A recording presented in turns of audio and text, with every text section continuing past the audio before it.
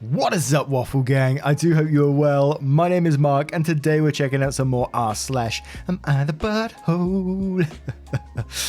If you love a Reddit story, don't forget to click that subscribe button, maybe the notification bell as well. And if you do enjoy today's content, please would you consider hitting the like button as well. It all really helps out the channel. And let's dive straight into today's stories.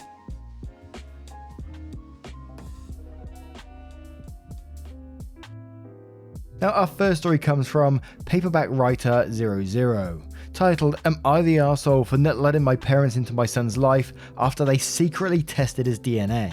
I met my wife Sonia at a restaurant where she worked as a waitress. It took me a while to finally be her boyfriend. I introduced her to my parents and they voiced out their disapproval after meeting her. My parents think that Sonia is only using me to achieve her American dream. I told them that is racist and I am very offended by their assumption. After my wife accepted my marriage proposal, we asked for both of our families' blessing. Her parents were happy for us, but my parents were gutted and refused to give their blessing. Because of this, we decided to elope and only invited my brother and Sonia's best friends to be our witnesses. Long story short, now that we're 2 years married and after we welcomed our first child, my parents started to reach out to us. My kind-hearted wife didn't think twice to welcome my parents into our lives. She let them meet our baby 2 days after being discharged from the hospital. My parents visit us regularly, and one day while Dad and Mum are playing with Gareth, Mum said something along the lines of, "Aren't you the cutest baby ever? I'm so glad to confirm you are indeed my grandson." She didn't know I was around because she looked startled when I said, "What's that supposed to mean?" Mum tried to change the subject, but I insisted she tell me what she's talking about. Mum sat me down and apologised first, before telling me that they had Gareth's DNA tested to make sure that he's mine. I was speechless. I was speechless for a moment, and before I blew up from anger, I told Dad to give me my son and they better leave before I lose whatever respect I had left for them. My mum was very apologetic and said it's because they don't trust my wife and that our son looks nothing like me. I didn't argue anymore and told them to get out of my house. My wife was in the kitchen preparing for lunch and told her my parents had an emergency. That's why they left without saying a word. I didn't tell my wife about the whole DNA test thing until after 2 weeks when she asked why Mum and Dad didn't visit anymore. I told her everything as I know I cannot keep a secret from her. She started crying and it broke my heart. I know how much she tried to win my parents' approval and what I told her was like a slap across her face. That night she told me that she can no longer let my parents into our child's life and I agreed with her. When Mum called to ask when they can visit again, I told them they are no longer welcome in our son's life. Mum called my dad and I told him the same thing. He was livid. He called me ungrateful and cruel. He also said a few choice words about my wife which angered me more. I didn't even hear the rest because I just hung up. Did I overreact? Am I the arsehole? And we're going to start straight away on this one with DW Wishmaster, who says, not the arsehole. And to all of you who are saying you should not deprive your child of a relationship with his grandparents, they are openly racist towards his wife / the mother of his child. They will make remarks about that. They will make him feel bad about his heritage and will talk badly about his mother, even when he is there. Don't let them get into your life. Stand your ground. 8 days a week says, not the arsehole. Your parents are racist and your son is better off without them. Pyro Tequila says, not the arsehole. Your parents never blessed your marriage. They made their disdain and racism for your wife well known, and they only wanted back in your life when they had a grandson to dote over. Lunch Eater says, not the arsehole. Your primary responsibility is to protect your child and wife. Allowing your racist family anywhere near them would be the opposite. Paid Authenticator says, not the arsehole. As someone who has a meddling, invasive mother-in-law who has boundary issues, I'd have cut that shit out too. I wish my husband had your gumption. High five, dude. And one more from Krathulu, who says, not the arsehole. At first I thought you were holding a chip on your shoulder in the face of your wife being a lovely person, yet seeing her solidarity in the face of your parents' behaviour, she's apparently all in on this one. She's a keeper for life. Long after your parents are gone, you'll have her, your children and grandchildren. If your parents want to share that love, the responsibility to build back bridges is theirs. I wonder how their relations were with your wife's family before this. Now, what do you guys make of this one? And we'll move on to the next story. And we got a quick one from Gavel Pounder 91, who says, am I the arsehole for secretly muting my wife's emails while on vacation? She is hourly and not paid a high enough wage to warrant her needing to check her emails after hours. I'm paid a high salary in a 24/7 production type job. I check my email once a day to make sure I didn't seriously screw the pooch on something before I left, but that's it. I do have a problem with her reading emails and starting to worry about work when she isn't paid to. Every time she gets copied on a work email. I'd get that she doesn't want to walk in blind next week, but she have plenty of time to read missed emails on the plane ride home. Am I the arsehole to get in her phone and blocking her work email notifications behind her back? Now, a lot of this was fluff, regardless of what job you've got, what job she's got. It doesn't matter really. It's about what you did in the situation, about rather than speaking to her face to face and saying, look, let's just enjoy ourselves here. You went, no, I'm going to sneak behind her back, go on her phone, and then turn off notifications. Yes, use your words. Simple as that for me on this one. But 90km says, you're the arsehole. You could talk to your wife. I get that it comes from a good place, but this is not the right solution. Julius Seizure says, you're the arsehole, and I feel like you'll delete this post once you realize that. Issa saying, you're the arsehole, hourly jobs are often significantly more precarious than highly paid salary jobs, and supervisors are far less respectful. Even though your wife isn't paid enough to justify her checking emails after hours, it may be a real expectation, and there may be significant consequences if she doesn't. If you think her job is toxic and shitty, you have a lot of options for supporting her and getting her out of there. While she has the job, you have to trust her judgment about what it requires her to do. Also, your end game is terrible. If you do this, you guarantee that she'll be horribly stressed on the trip home, and very likely furious at you as well. Drew Manor replies to that saying, this is something I think a lot of high salaried workers don't understand. I worked as a personal assistant for a few years, and I've seen higher ups of major companies blow off huge meetings to play golf, then fire their secretary for not answering the phone with a smile. Now that I've changed careers and I'm entering medicine, I've seen surgeons show up to their own operating rooms an hour later than scheduled, but then yell at an observing student for not having their scrub shirt tucked all the way in. The lower you are on the ladder, the less valuable you are, which means oftentimes you have to be absolutely perfect or risk being punished or replaced. I feel so bad for OP's wife that she can't even get that fact respected by her own spouse. And one more from Whole Lad who says, yes, you're the arsehole, that is her decision for her own job and profession. You could talk to her, not sneak around and being immature. Now, as I said, that was a very quick story there, but what are your thoughts on this one? Let me know and we'll move on to the next story. And the next story comes from KelpMelts123, titled, Am I the arsehole for getting upset with my father about buying a smaller house? And it starts off with an edit where I don't know where it really fits in, so I'm going to read it straight away, so keep it in mind. Edit, Dad 47 male manipulated me 23 female into moving in with him during the pandemic and asked to borrow $3,700 for the down payment of the new house. He decided on a home with a master bedroom and 3 other rooms. It would be perfect if it was just me, Dad and brother 14 male. However, the 2 other people, stepsister 17 female and her boyfriend 18 male, under our roof. I am of the opinion that it is too small.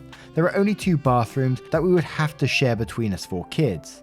Also, the rooms themselves are smaller than what we have now. My dad says that the animals we own will learn to get along and I can kick my cats out of my room, but I don't think that's a good idea. I asked my dad if we could keep looking. Our realtor found the perfect house in my dad's budget. It has an MIL suite in it, which basically means small master bedroom with an extra den attached. It could be like a little apartment for me. There's a door to the den that I could close to separate my cats and their dogs. Everyone would have appropriate space. My sister and her boyfriend would get 2 sinks in their bathroom and their own private shower/toilet. My brother would get his own toilet/sink and share a shower with our dad. My sister and I intend on paying him rent as well. The problem is that there's no gas lines and it'd be difficult to install a generator. These are 2 characteristics in a house that my dad really wants. Sister, her boyfriend and myself are likely to move out in the next year or 2, however, we have no exact timeline. Rent here is high. When I asked my sister and boyfriend if they want to move out with me, sis said not really because she can save so much more by living with my dad. I'm brand new to this area and don't know anyone. I haven't found a roomie via soliciting online and there's nothing here in my budget to rent alone. I am stuck. I just wanted to have a little bit of extra space for me and my cats. Dad called me today while I was at work to negotiate about it. Really, he just told me that he's going to get a smaller house because us older kids will be moving out in the next year and he doesn't need all of the extra space. He says the smaller house would be better for him in the long run. I do understand his logic, but I explain that a year isn't going to feel like a short amount of time if the whole house is stressed about space. I told him I would not be mentally okay if we got the smaller house.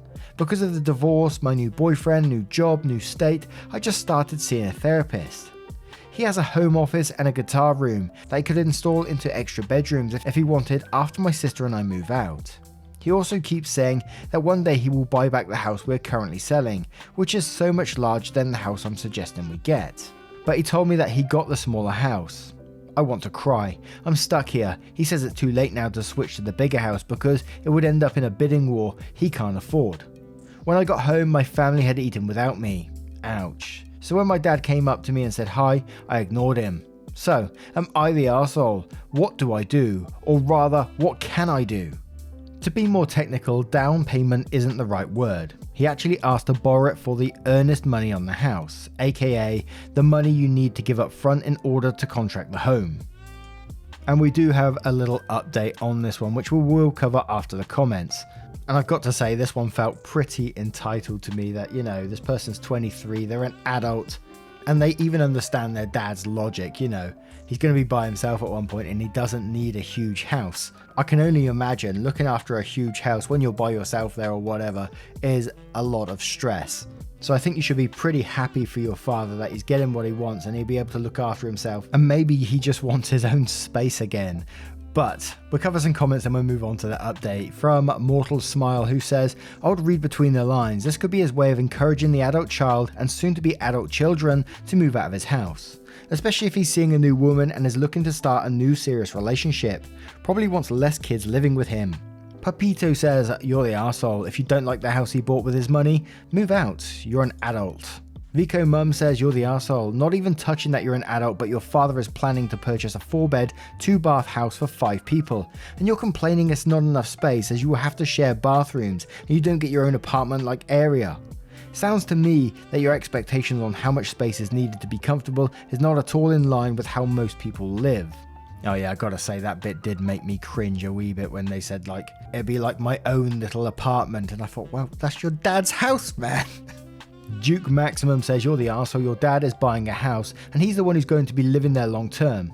You, your sister and her boyfriend only there temporarily, I hope.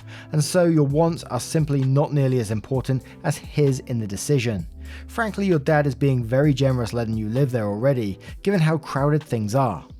And one more from Parkin Ad 1952 who says, you're the arsehole. When you are buying a home, you can choose it. You seem pretty entitled using phrases like our realtor. Plus, a 14-year-old probably won't end up in the desired master suite anyway. That would go to the couple until they moved out. Edit, I see that you are a 23-year-old. Not that age matters much here. You are the daughter, not the wife. This is not a joint purchase. Your dad is purchasing a home. When you do the same, you can pick whichever one you can afford. So the update says, Dad and I are going to do a dad-daughter / budgeting day to reassess our separate finances. I think it'll help with bonding and he thinks it'll give me a clearer picture about his decision on this house. This was 100% his idea and his desire for the last few months. I used to work in a bank and I love math. He's always been a spendthrift and poorly budgets. He wants me to help him crunch the numbers so we can make the best financial decisions that will impact the whole family's future. I'm the arsehole because I felt entitled to some degree. After hashing it out in detail with my dad today and clarifying a lot, he agrees though that he made me to feel that way. At the very beginning of this whole mess, he told me to pick a house for our family to move into. We talked about moving closer to where I work. We talked about it becoming my family home one day, all because whatever house we are moving into isn't permanent for him. We are going to split the mortgage and everything 50-50. My name was going to be on the title. However, once the divorce finalized, he started making fast decisions. That all changed at the drop of a hat, and he sort of booted me to the side, in which case he was sort of the arsehole for lack of communication and empty promises. Also my fault for believing him. All in all, everyone sucks here. Get their own judgment as well at the end.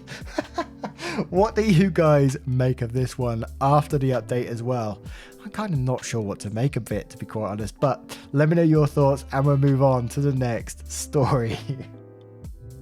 And our next story comes from a throwaway account titled, "Am I the arsehole for punishing my daughter this way for what she told her blind dad? My husband Rod, 52 male, is legally blind. He's not completely blind but close. It's not a genetic issue but a brain injury that happened when he was a baby. Rod is completely independent, but he needs a little bit of help for reading small letters, cooking, typing on a computer, etc. Rod, in my opinion, is a great father and husband. My daughter Rena, 15 female, has always been a little resentful of Rod. Growing up, she didn't have the normal father-daughter experience. Rena has always been into sports, but because of Rod's incapacity to engage in physical activity that involves coordination, they were never able to hold a bond over that, and Rena never forgave Rod for it. My husband feels especially guilty about this.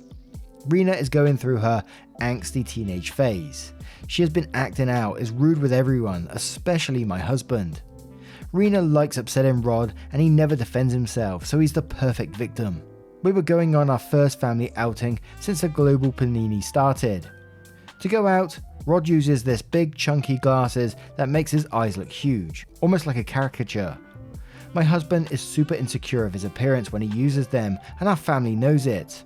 My daughter comes downstairs with the most offended tone of voice and says, "Oh my god, Dad, are you trying to embarrass me? Your eyes look horrendous with those glasses on." I was pissed. I cancelled the outing and told her to go to her room and not to come out until dinner time. Rena is big into her appearance. She wears coloured, graduated contacts because, ironically, she needs to wear glasses, but she hates to wear them. She isn't uncomfortable wearing them or gets any headaches, she just doesn't like how she looks with glasses on. As a punishment, Rena will not be allowed to wear contacts for a month. I told Rena about her punishment, and she is tremendously mad at me. She has a party in a week, and since the punishment is for a month, Rena will attend the party with glasses on. She's also returning back to in-person classes, so will attend school wearing glasses. She says that she will apologise to Rod and will never disrespect him again, but I don't believe her. Rod chimed in and said that maybe the punishment is way too harsh, but I don't think so. Rena then called me names and locked herself in her bedroom. Rod says that I'm being way too hard on Rena and bordering arsehole territory, which is why I'm here. And we're going to start off with Alchemist, who says, "Everyone sucks here, your daughter for obvious reasons. 15 years old should know better. Few do, but they should. You because your purpose with this punishment was to emotionally harm her. Kids need discipline, but you're trying to hurt her like she hurt your husband. That's not going to help anybody. Punish by withholding rewards/extras, not by making her insecure. I.e., why is she still going to this party?" Therefore, the comment says, "I do agree that the punishment is too harsh, but more importantly, I honestly don't think it will solve the problem. Rena now gets to be the victim. This will not teach her empathy or compassion, it will just make her resent you and result in an angrier teen. As you said, she is deeply insecure about her appearance and need for glasses. It very much seems like she is projecting that onto her dad. He represents what she is terrified of. Honestly, I think she may benefit from therapy more than anything else. Going through life with deep insecurities, especially ones that result in her lashing out at others, will make it very difficult for her and everyone around her. Everyone sucks here, except your husband." And Nothing Incriminating says, "Everyone sucks here. Obviously your kid's behaviour is cruel, and God willing, she'll look back on it and is kinder, more mature adult with extreme shame. For a 15-year-old going through a significant developmental stage mid-pandemic, I don't think your approach to this behaviour should begin and end with punishing the cruel outbursts. I think your duty as a parent is to investigate the underlying feelings, likely with the help of a family therapist. Meanwhile, yes, you can punish her for these cruel outbursts. Medical autonomy and medical devices should not be on the table as potential punishments, however poetic you think it might be. And what lesson exactly are you trying to impart here? You want her to think of her father as a human being with feelings who isn't some shameful wretch because of his disability, so you're forcing her to more closely approximate his disability as a punishment. That's going to laser focus her resentments back on the eyesight glasses complex she already has, and back on your poor husband. Obviously, it's going to make everything worse." Sailor Mercurial says, "This seems like a proportionate reaction to me. She intentionally made a hurtful comment about someone's appearance. As punishment, she is not permitted to use something that enhances their appearance to herself, but she will still be able to function normally without. Not the arsehole." 25 Atria says, not the arsehole, I'm sorry, but this is really good for you to teach your daughter a lesson because she should not be disrespecting her father. If you let her get away with something like this, she'll think it's fine to do it in the future. Good on you for teaching your daughter morals and respect. And one more from Alana Ardre, who says, I feel like she's only willing to apologise because she doesn't want the punishment, not because she actually feels bad. So clearly something has to be done beyond just letting her apologise and getting her contacts back. It's hard because looks are so important at her age and bullying sucks. But she's been a big bully herself, so I have little sympathy, even knowing she's an angsty teenager. I'm going to say, not the arsehole. Now, what do you guys make of this story? Is the punishment too harsh or not? Is there another way around it? Let me know your thoughts and we'll move on to the next story. And our next story comes from Sky Accurate 736, titled, Am I the arsehole for yelling at sister-in-law for ruining my engagement announcement? Throwaway. Disclaimer about sister-in-law. She was dating a guy for 2 years but broke up 4 months ago because she cheated on him and got caught. Sister-in-law and mother-in-law are very traditional and try to find a man for sister-in-law so she won't stay unmarried and without kids. While dating her ex, she was in a one-sided race with me on who would get proposed to first. Yesterday my fiance proposed to me. We were both ready and over the moon.